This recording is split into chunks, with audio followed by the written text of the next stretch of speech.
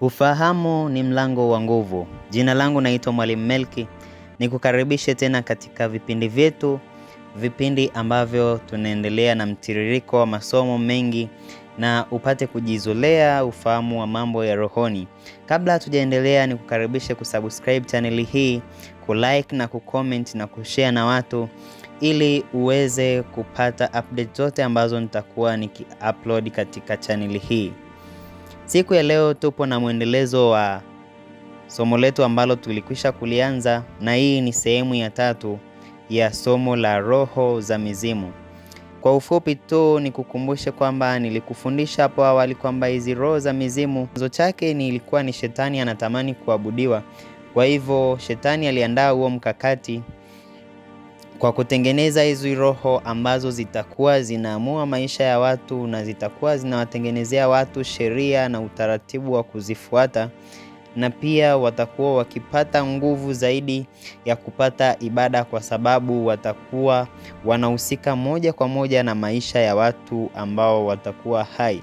Mtu anapokufa, hizi roho zinaanza kuchukua nafasi ya kudai na kuendeleza maisha ya aliyekufa. Kwa hivyo ukiona watu wanaenda kuabudu mizimu, ni kwamba wanaabudu zile roho chafu ambazo zilitengenezwa kwa ajili ya babu zao ili kuingia nao maagano na kutengeneza maagano yatakayoendesha ukoo au familia husika.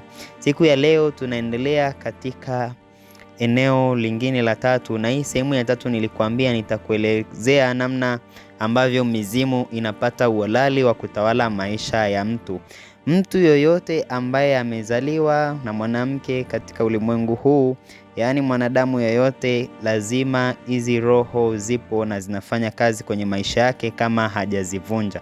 Nitakuonyesha pia leo dalili za hizi roho. Tuanze moja kwa moja mizimu inapopata uhalali. Kumbuka ulimwengu wa roho unaendeshwa kwa kanuni, na ukiwa nje ya kanuni hauwezi kufanya chochote. Ulimwengu wa roho unaendeshwa na kanuni na haki. Ukiwa nje ya kanuni na haki hauwezi kupata chochote katika ulimwengu wa roho. Na ulimwengu wa roho ndio unaoamua maisha ya mwanadamu. Kwa kuwa mwanadamu ni roho na ana nafsi na anaishi katika mwili, na roho ndiye mwanadamu halisi. Ndio maana mtu anapokufa tunasema huyu mtu ametuacha. Ulimwengu wa roho ndio nyumbani halisi pa mtu, yaani ulimwengu wa roho ndio kwenu halisi. Mungu alituumba tuishi maeneo mawili kwa wakati mmoja. Mwili ndio unaotupa nafasi ya kumiliki katika ulimwengu wa mwili, lakini roho ndio sisi halisi, na ulimwengu wa roho ndio nyumbani kwetu halisi. Nyumbani kwetu halisi ni ulimwengu wa roho. Ndio maana mtu anaishi kwa muda tu duniani, baada ya muda anarudi alipotoka. Basi siku ya leo nitakufundisha namna ambavyo hizi roho za mizimu zinapata nafasi. Hizi roho za mizimu zinapata nafasi ya kuingia ndani ya mtu kupitia malango ya kiroho. Malango ni eneo linaloruhusu vitu kuingia na kutoka katika ulimwengu wa roho na kuingia katika ulimwengu wa mwili. Baadhi ya malango ambayo leo nitakuelekeza ni malango mawili makubwa ambayo hizi roho zinatumia. Hizi roho zinatumia lango la damu, na pia linatumia lango la jina, na pia linatumia lango la familia. Haya malango ni malango ambayo mtu huwa achagui.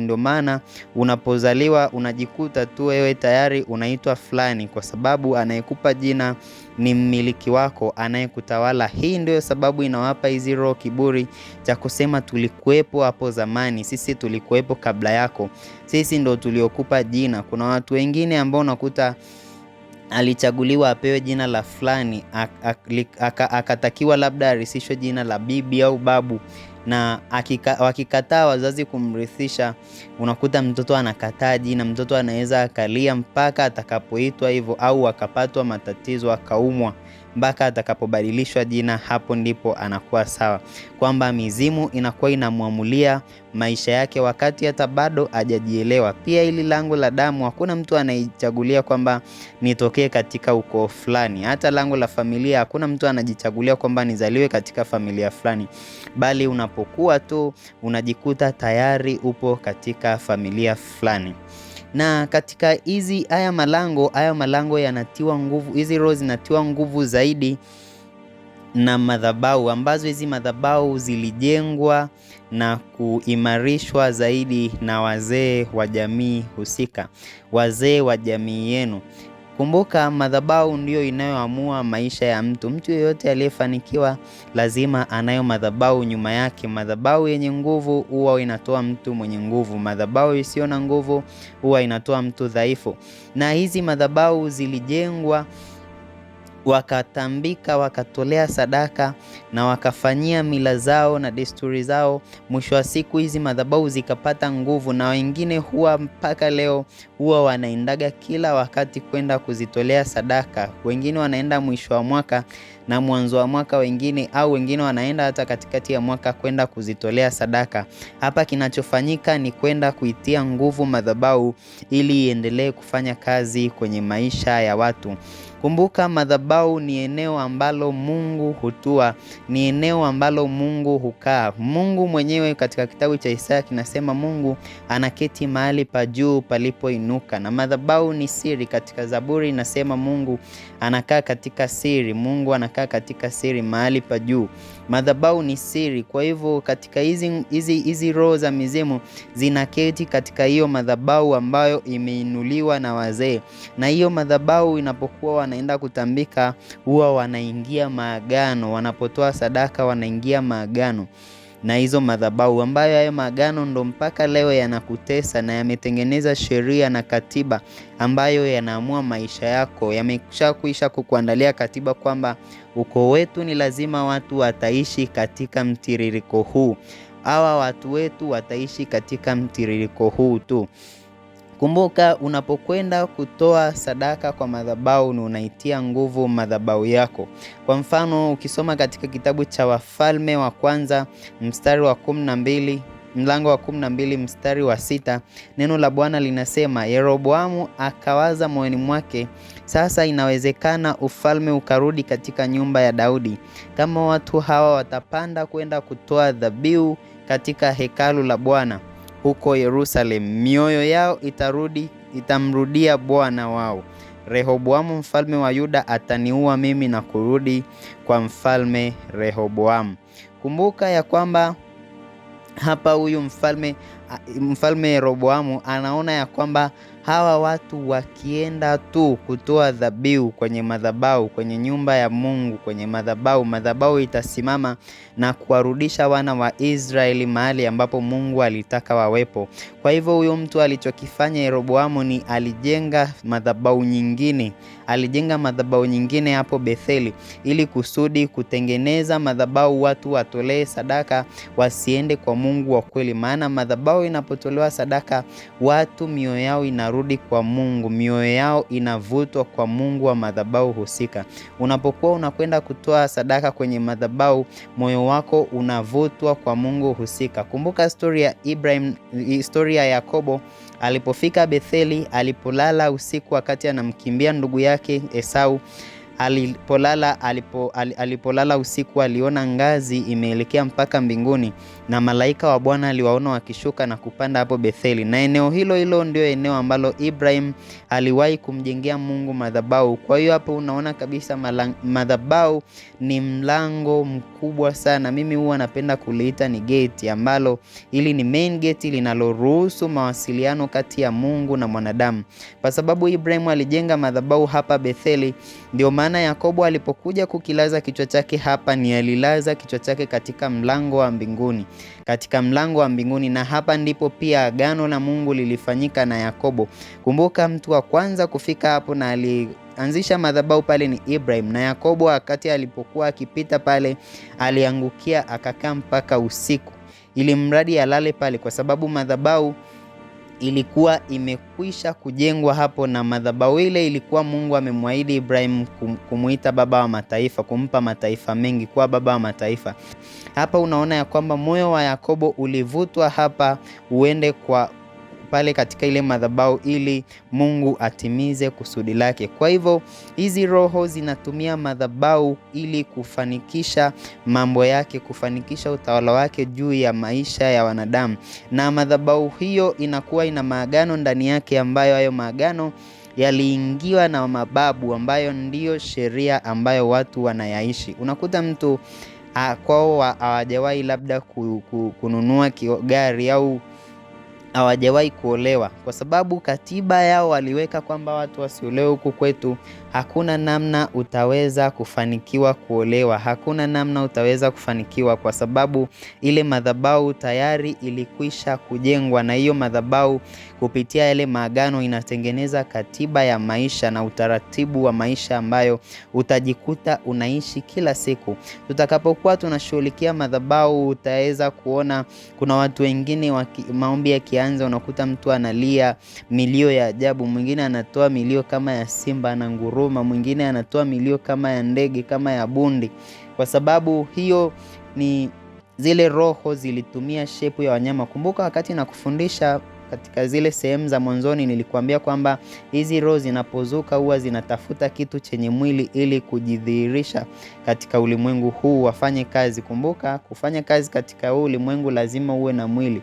Roho haiwezi kufanya kazi katika ulimwengu huu, lazima iwe na mwili. Kwa hiyo hizi roho huwa zina uwezo wa kuingia zikaingia hata kwa ng'ombe. Unakuta watu wanaabudu ng'ombe, zikaingia kwenye miti, zikaingia kwenye mawe, zikaingia kwenye nyoka. Wengine unakuta wanaabudu nyoka.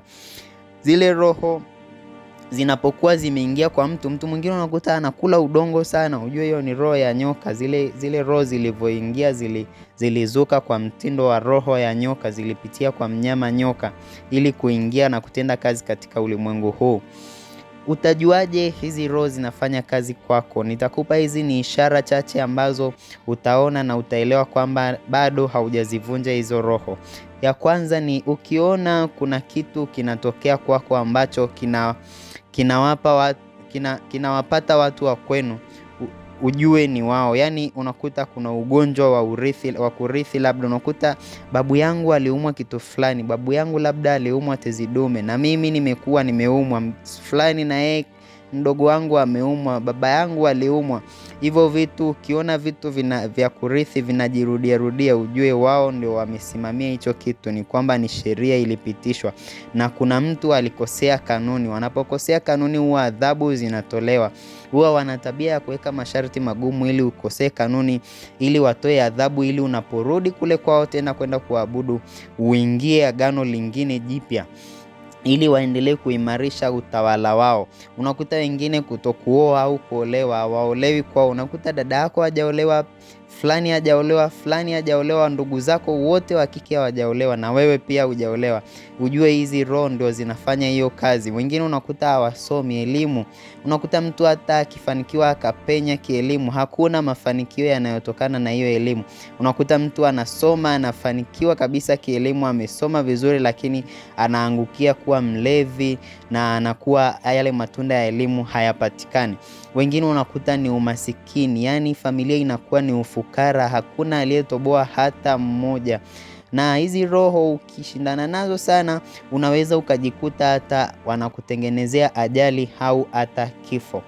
Katika kitabu kile cha Wafalme kuna story moja utaiona ya yule mtu wa Mungu ambaye alitumwa akavunje madhabahu. Mfalme wa kwanza, wakati anakwenda kuvunja ile madhabahu, Mungu alimwambia yule nabii wake, mtu wake, kwamba usile chakula huko unakoenda wala usinywe maji. Yule mfalme wakati alivyomkuta anafukiza uvumba, huyo mtu wa Mungu akawa ametamka maneno kama Mungu alivyomwambia ya kuyavunja madhabahu na kupasua madhabahu na kutabiri juu ya mtu wa Mungu atakayekuja kuivunja hiyo madhabahu. Basi yule mfalme akataka kumkamata, lakini yule mfalme alivyotaka kumkamata mkono wake ukanyauka. Akamwambia mtu wa Mungu, naomba uniombee kwa Mungu wako ili mkono wangu urejee. Alipomwombea mkono wake ukarudi. Mfalme akamwambia, basi naomba tuende kwangu nikukaribishe, uende ukale ukapate chakula, nikupe na zawadi pia. Kwa sababu yule mtu wa Mungu alikuwa amepewa maagizo na Mungu asikubali kabisa kula chochote wala kunywa chochote. Alikataa, akamwambia, hapana, hata ungenipa nusu ya mali zako mimi nisingekubali, kwa kuwa neno la Mungu liliniagiza nisile wala nisifanye chochote.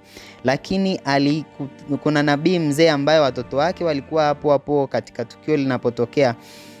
Walipoenda kumwambia baba yao akatoka huyo nabii mzee wa Betheli, akaenda akamfuata akamwambia, hapana, na mimi malaika ameniambia nije nikuambie inatakiwa tuende kwangu ukale ukanywe.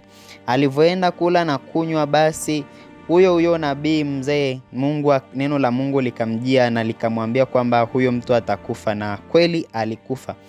Nini kimemuua? Ni kwamba ile madhabahu ambao alikwenda kuishambulia ndio iliyomuua. Kwa hiyo pia katika hizi madhabahu unapong'ang'ana sana, kama hujajua kanuni au kama haupo katika kanuni za kimungu, unaweza ukajikuta zinakumaliza kabisa, au zinamaliza maisha yako, au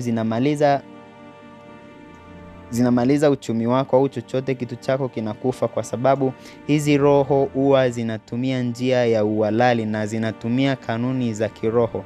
Kumbuka, unapokosea kanuni ya kiroho huwa Mungu anasogea, na Mungu huwa anafuata kanuni. Mungu ni Mungu wa kanuni. Mungu wetu ni Mungu wa kanuni. Ukiwa nje na kanuni, nilitangulia kukwambia hakuna chochote utakachokifanya. Yule mtu wa Mungu utashangaa aliraruliwa na simba njiani, na simba akakaa na punda wamekaa wanaiangalia ile maiti. Utashangaa simba hakushambulia punda, ila alimshambulia mtu, kwa sababu zilikuwa zile rondo zimemtuma, roho za madhabahu. Pia kuna watu wengine unakuta anakuwa na tabia zisizo za kibinadamu. Unakuta mtu mwingine anapenda kunyonya damu, yani akijikata sehemu kidogo ananyonya damu, au anajikata makusudi ananyonya damu. Hizo ni tabia za roho za mizimu kabisa. Unakuta mtu mwingine anapenda harufu mbaya, harufu ya kikwapa. Nitakupa story moja inachekesha. Kuna mtoto ni mdogo kabisa, lakini yeye akiona mtu yoyote amekuja anamsogelea karibu na kikwapa chake, anakaa ananusa karibia masaa hata 6, anakaa tu hapo, wala hafanyi chochote. Kazi yake ni kunusa tu harufu mbaya, harufu ya kikwapa. Umeona? Au mwingine unakuta anapenda kujikatakata. Pia roho nyingine, hii roho ya kujikatakata utaona katika Biblia. Kwenye Biblia utaona yule mtu yule wa Gerasi, yule aliyekuwa katika mji wa Gerasi, yule ambaye alikuwa anaitwa majeshi au legioni. Pia utaona kuna ishara nyingine, mtu unakuta anamenyeka mwili. Hawa ni wale watu ambao hizo roho za mizimu ziliingia na kuchukua taswira ya wanyama aina ya reptilia. Unakuta huyo mtu anamenyeka ngozi. Unakuta kwao kuna roho ya nyoka. Hizi roho zimesimama zikaingia kwa nyoka. Huyo mtu unakuta hizo roho wakati zikiingia kwenye mwili wake zinakuwa zinajivua magamba. Unakuta mtu mwingine pia anakuwa wa baridi hata kama ni wakati wa joto. Anakuwa na tabia za marehemu. Anakuwa wa baridi kama marehemu. Ukimshika hivi ni wa barafu. Hizo ni roho pia, hiyo ni dalili pia ya hizi roho. Mwingine unakuta anakula chakula kupitiliza. Hii pia na story nyingine na evidence. Kuna jamaa mmoja bana, alikuwa, sintamtaja jina na muhifadhi, ila alikuwa anakula chakula. Yani mmetoka kula dakika 2 mmeshashiba, akikaa kidogo anaanza kusumbua, anataka chakula, anaanza kupakua vyombo na kuvuruga vyombo, anatafuta chakula. Yani siku hiyo hamtalala mpaka mumpikie tena, na anakula chakula kingi kiasi kwamba ingefaa tumbo hata lisogee mbele, lakini wala hata alisogei. Sio kula chakula ile kula chakula kikawaida. Kuna mtu yani anakula kupitiliza, ambaye yani kibinadamu sio sawa kabisa. Unajiuliza hichi chakula kimepita wapi? Hizi roho pia zinakuwa na tabia hiyo. Pia mtu mwingine, jambo lingine, kumbuka hizi roho pia zinaingia kwenye ndoto. Unakuta mtu anakuwa anaota kila wakati, anaota ndoto za kuwa nyumbani, au unakuta anaota ndoto za kufukuzwa na wanyama. Anafukuzwa na wanyama ndotoni. Unakuta anafukuzwa na nyoka, majoka, masimba, fisi, ng'ombe. Hizo roho huwa pia zinatesa watu kwa namna hiyo. Unakuta unaenda nyumbani kwamba umeitwa ukatembelee nyumbani. Wengine anaota ndoto yuko kwenye mapango, kwenye mashimo. Hizo roho pia zinafanya kazi kwa mtindo huo. Kumbuka hizi roho pia zina uwezo wa kukuotesha ndoto. Kuna watu unakuta anaota ndoto na mambo yanatokea na hisi ni maono, lakini kumbe ni hizi roho. Hizi roho za mizimu zina uwezo wa kukufanyia hivyo kabisa.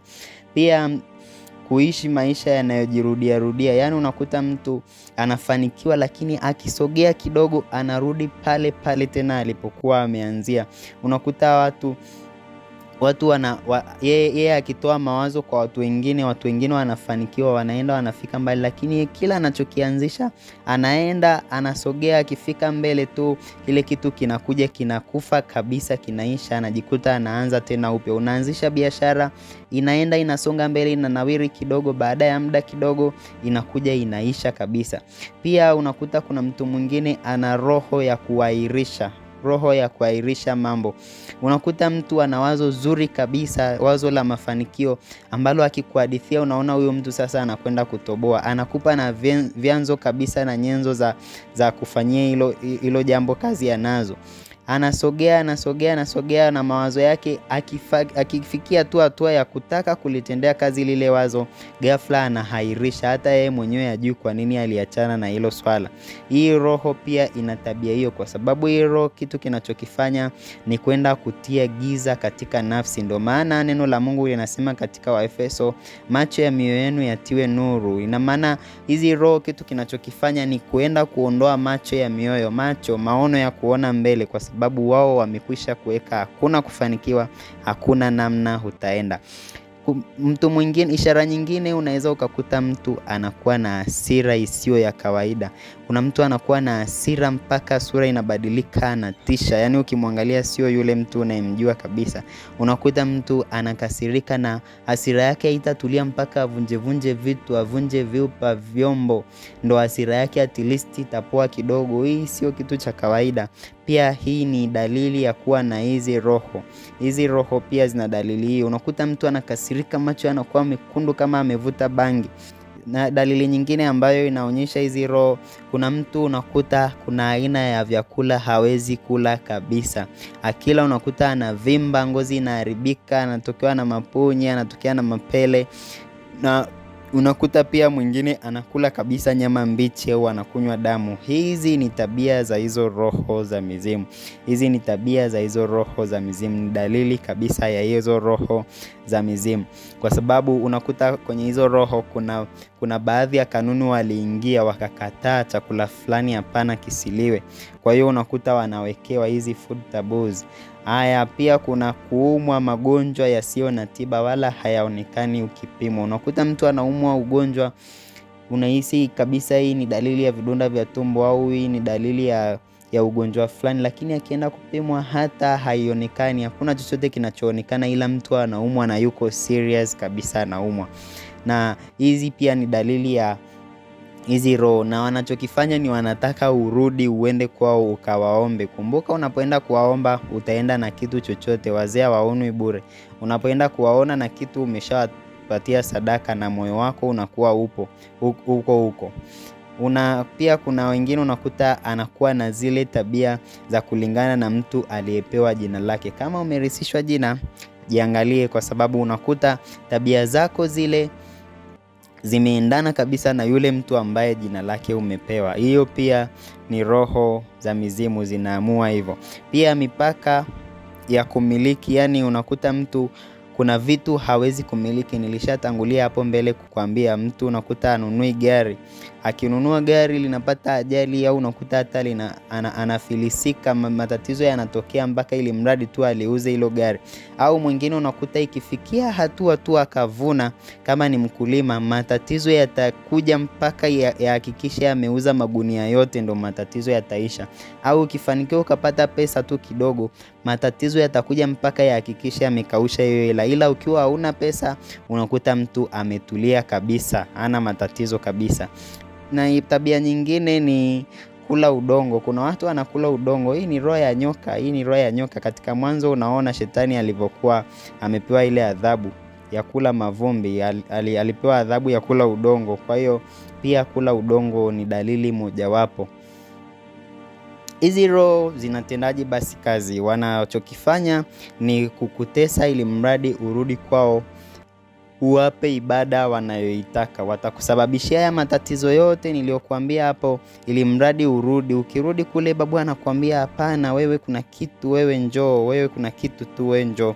Ukifika watakupeleka eneo fulani kwenye misitu fulani, labda wale wanaoabudu miti wanaenda kwenye mti fulani, wanakuambia toa sadaka labda ya mbuzi au kitu fulani, au wanamimina maziwa pale, wanafanya mambo yao, unakuwa sawa. Unakuta mtu labda hata yuko zake Ulaya, huko Marekani.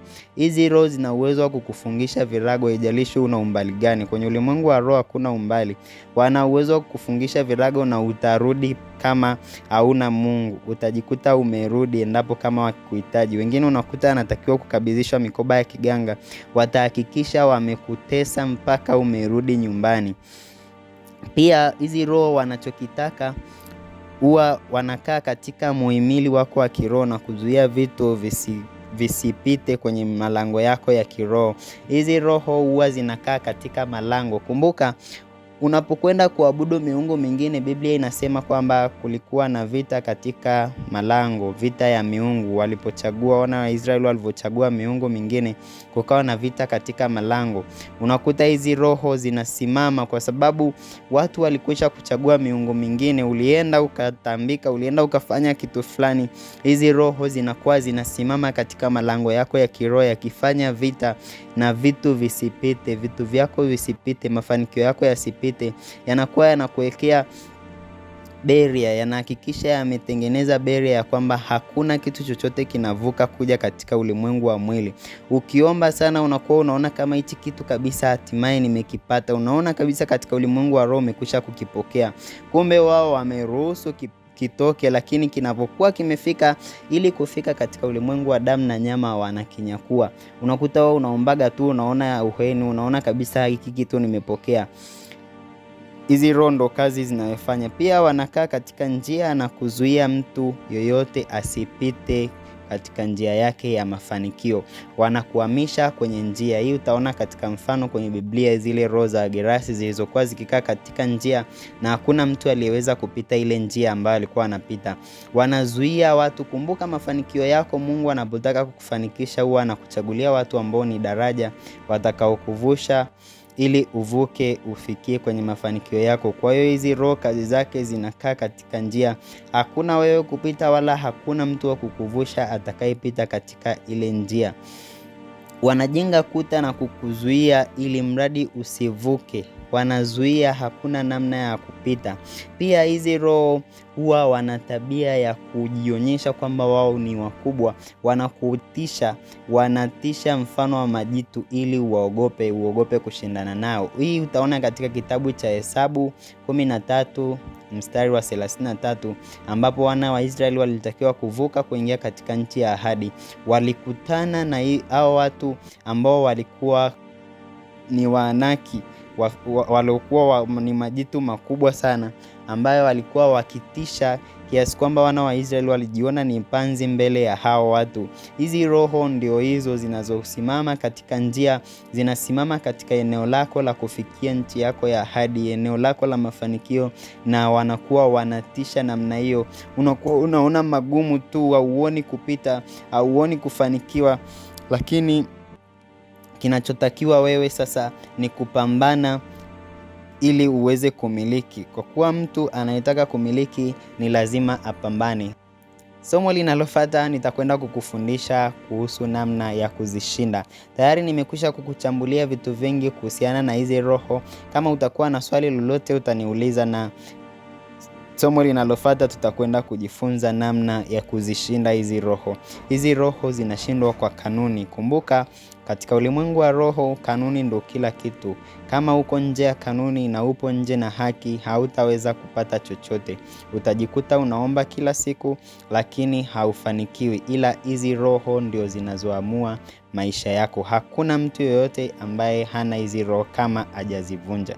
Kama haukuwahi kuzivunja, tena kuzivunja kwa kanuni, basi hizi roho zitakutesa sana. Kwa hivyo ni muhimu sana kupata neema hii ya kujifunza hili somo ili uweze kuzivunja hizi roho na ushinde. Mungu akubariki.